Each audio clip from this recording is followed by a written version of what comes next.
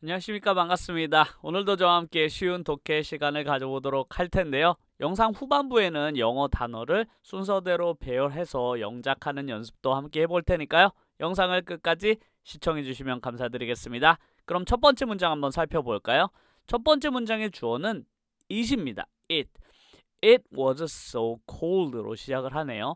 영어에서는 종종 날씨를 표현할 때 주어를 it을 사용하는 경우가 많습니다.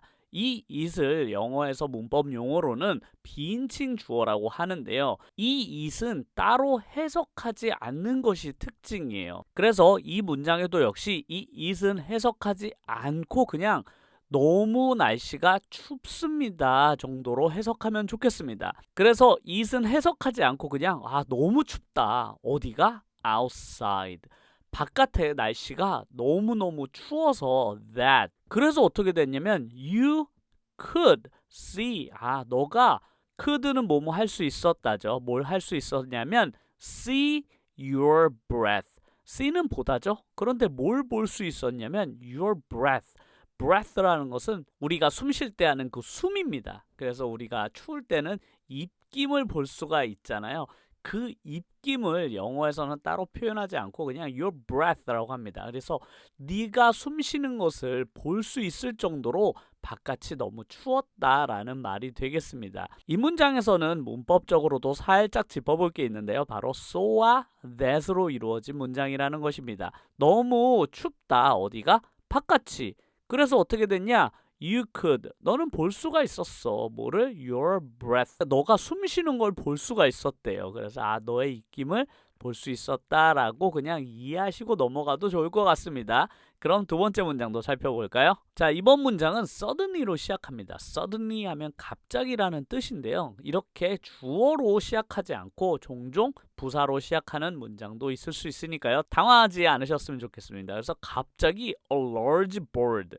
large는 크다는 뜻이고 bird는 새니까요. 아주 큰 새가 swoop down 했다고 합니다. swoop down 하면 갑자기 휙 하고 내려왔다는 뜻이에요. 이렇게 훅 내려와서 and stole 하면 steal의 과거형이거든요. steal 하면 훔치다 이런 뜻이잖아요. 그래서 stole 하면 훔쳤다. 뭐를? our food. 우리의 음식을 확 내려와 가지고 싹 훔쳐갔다는 뜻입니다. 이 문장에서도 살짝 짚을 것이 하나 있는데 바로 이 and 접속사로 이루어진 문장이라는 것입니다. 제가 and 같은 접속사가 쓰일 때는 양쪽에 있는 것들을 서로 맞춰 주어야만 한다고 했는데요.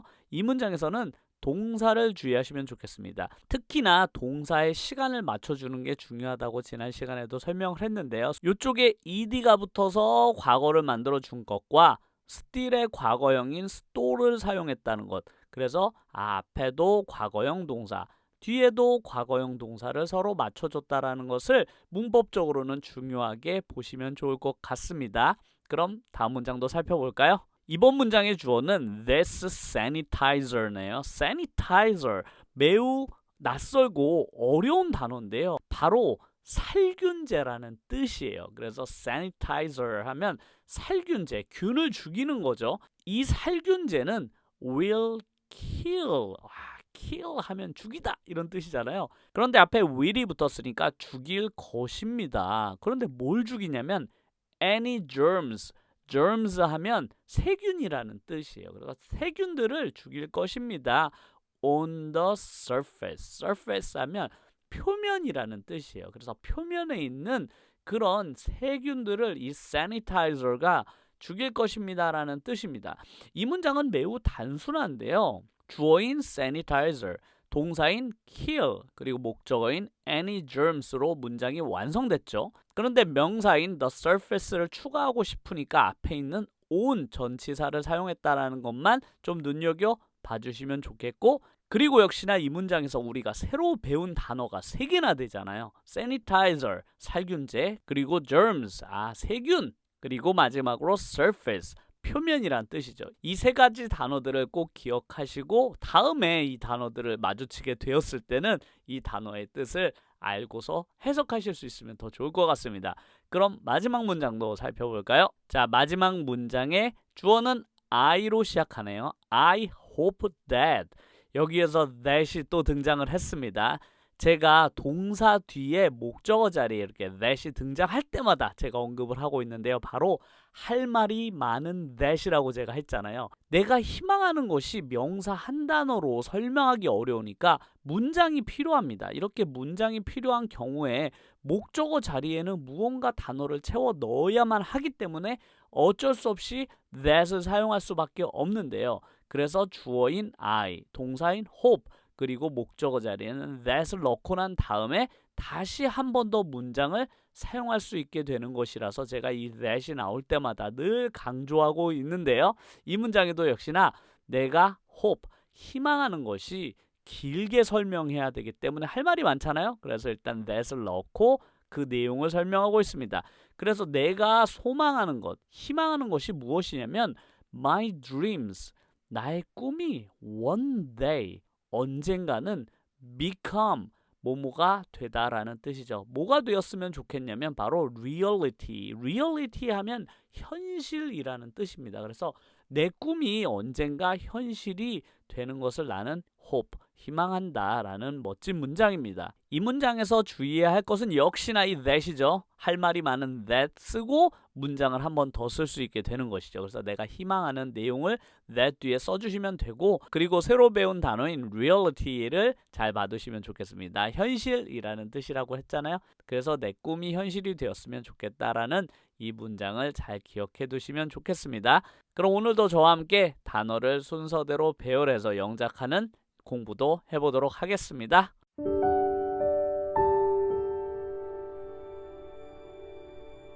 자, 첫 번째 문장은 지구가 태양의 주위를 돌아요 라는 문장을 배열해 보도록 하겠습니다. 자, 이 문장의 주어는 지구죠. 지구는 영어로 뭐라고 할까요? 바로 earth인데요. 그런데 earth처럼 이 세상에 하나밖에 없는 이런 단어 앞에는 꼭 the를 써주셔야만 합니다. 그래서 그냥 earth가 아니라 the earth가 되죠. 그래서 the earth가 주어입니다. 그래서 지구는, 자, 이제 행동을 찾아야만 하는데요. 행동은 바로 돌아요죠. 그래서 지구가 뱅글뱅글 도는데, 그런데 뱅글뱅글 돌아야 하니까 그냥 goes라고 하지 않고 goes around라고 합니다. around라는 게 어떤 표면의 주변을 나타내는 단어거든요. 그래서 goes around 하면 주변을 돈다라는 뜻이 되는데요. 어디 주변을 도냐면 바로 태양이잖아요. 근데 태양도 역시나 지구처럼 고유명사이기 때문에 앞에 the를 꼭 붙여주셔야만 합니다. 그래서 the sun이 되죠. 그래서 문장을 완성해 보면 the earth goes around the sun이 됩니다. 이렇게 하면 지구는 태양의 주변을 돕니다 라는 문장이 완성이 되었네요. 이 문장도 단순해 보이지만 문법적으로 보면 이렇게 the earth가 주어, goes가 동사, 이렇게 두 단어만으로 문장이 완성이 되는 1형식 문장입니다. 제가 1형식 문장에 대해서 설명을 해드린 적이 있잖아요. 1형식 문장은 주어와 동사만으로 문장이 완성되는 문장을 1형식 문장이라고 하는데요. 이렇게 goes로 문장이 완성이 됐습니다. 그래서 명사인 the sun을 그냥 쓰지 못하고 앞쪽에 around라는 전치사를 쓴 게 보이시죠? 이런 식으로 영어 문장이 이루어져 있다라는 것을 저와 함께 공부를 해오신 분들이라면 이제 금방 이해를 하실 수 있으실 거라고 생각을 합니다. 그럼 다음 문장도 살펴볼까요? 자, 두 번째 문장은 내가 가장 좋아하는 음식은 스파게티야 라는 아주 간단해 보이는 문장입니다. 그렇다면 이 문장의 주어는 무엇일까요? 주어가 혹시 내가 라고 생각하시지 않으셨나요? 하지만 이 문장의 주어는 내가가 아니라 내가 가장 좋아하는 음식까지가 주어입니다. 주어가 길죠. 내가 가장 좋아하는 음식은 스파게티라고 써야 되니까 내가 좋아하는 음식을 먼저 완성을 해야만 하겠습니다. 주어가 기니까요. 그래서 내가가 먼저 와야 되겠네요. 내가는 영어로 my죠. 그래서 my를 먼저 써주시고요. my 다음에 가장 좋아하는 이라는 단어 아시나요? 영어로는 favorite이라고 합니다. 그래서 my favorite 하면 내가 가장 좋아하는 이라는 뜻이니까요. 내가 가장 좋아하는 음식은 영어로 food죠. 그래서 my favorite food, 이렇게 주어가 완성이 되었습니다. 그렇다면 동사는 여기 있죠. is죠. 그래서 My favorite food is 마지막으로 스파게티를 맨 마지막에 넣어주시면 문장이 아주 간단하게 완성이 되었습니다. 그래서 My favorite food is spaghetti 하면 내가 제일 좋아하는 음식은 스파게티야 라는 문장인데요. 이 문장은 역시나 주어를 이렇게 연달아 세 단어를 연속해서 쓰는 경우도 있다라는 걸 꼭 아셨으면 좋겠습니다. 그럼 한 문장만 더 순서 배열을 해보도록 할까요? 자, 이번 문장은 아빠는 일요일마다 우리에게 그것을 요리해 주셔라는 문장입니다. 문장이 길어졌죠? 이렇게 긴 문장을 영어로 배열할 수 있으려면 영어 문장 구조를 완전히 이해를 하셔야만 합니다. 일단 주어부터 찾아야 하잖아요. 이 문장의 주어는 아빠죠. 아빠. 아빠는 영어로 dad죠. dad. dad를 먼저 쓰겠습니다. 그래서 dad. 그럼 아빠를 썼는데 그런데 아버지가 무엇을 했는지 이제 동사를 찾을 차례입니다. 한국어는 아빠 다음에 일요일마다 이렇게 시간이 나왔지만 영어는 행동이 먼저 나와야 되잖아요. 그런데 우리말의 행동은 어디 있다고 그랬죠? 문장의 맨 끝에 있다고 했잖아요. 그래서 아빠가 한 행동은 요리를 해준다는 행동입니다. 그렇다면 동사는 요리한다는 동사가 와야 되겠네요. 요리하다라는 동사는 바로 cooks가 되겠습니다. 요리하다라는 단어는 cook인데 왜 s가 붙었을까요?